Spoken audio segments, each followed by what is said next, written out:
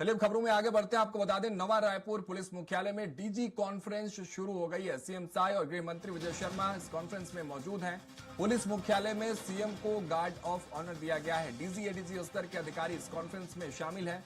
छत्तीसगढ़ की कानून व्यवस्था की इस बैठक में, इस कॉन्फ्रेंस में समीक्षा की जाएगी। गृह विभाग को जरूरी दिशा निर्देश दिए जाएंगे। तो देखिए, अभी बड़ी खबर है, प्रशासनिक व्यवस्था को और भी सुदृढ़ करने के लिए ये डीजी कॉन्फ्रेंस का आयोजन, जहां मुख्यमंत्री को गार्ड ऑफ ऑनर दिया गया, वहां पहुंचे हुए हैं। डीजी कॉन्फ्रेंस अब शुरू हुई।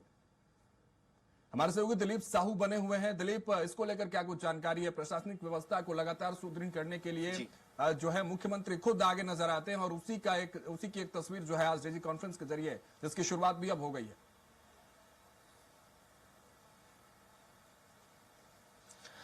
जी बिल्कुल राघवेंद्र, लगातार प्रदेश की कानून व्यवस्था को लेकर जो सवाल उठते रहे हैं, अलग अलग जिलों में जो स्थितियां बनी है, अलग अलग जो धरना प्रदर्शन आंदोलन देखे गए हैं, और खासकर की जो चाहे नशीली दवाइयों की तस्करियों का मामला हो या फिर चाकूबाजियों की घटनाएं या छोटी छोटी घटनाएं जो राजधानी रायपुर से लेकर सभी इलाकों में देखने को मिलता है, तो इस पर किस तरह से और नियंत्रण हो, प्रभावी नियंत्रण हो, इसको लेकर हाल ही जब डीजी कॉन्फ्रेंस हुआ था 28 से 30 नवंबर 2025 को राजधानी रायपुर की ही एक स्पेशल रिसोर्ट में, तब ये बातें कही गई थी कि वहां जो लक्ष्य तय किया गया था उसे उन लक्ष्यों में क्या स्थिति है उसकी एक समीक्षा अभी की जा रही है। मुख्यमंत्री विष्णुदेव साय स्वयं तमाम जो कानून व्यवस्था है उसकी समीक्षा कर रहे हैं, जिसमें गृह मंत्री विजय शर्मा के साथ ही साथ डीजीपी अरुणदय गौतम सहित सभी डीजी और एडीजी रैंक के अधिकारी इसमें शामिल है।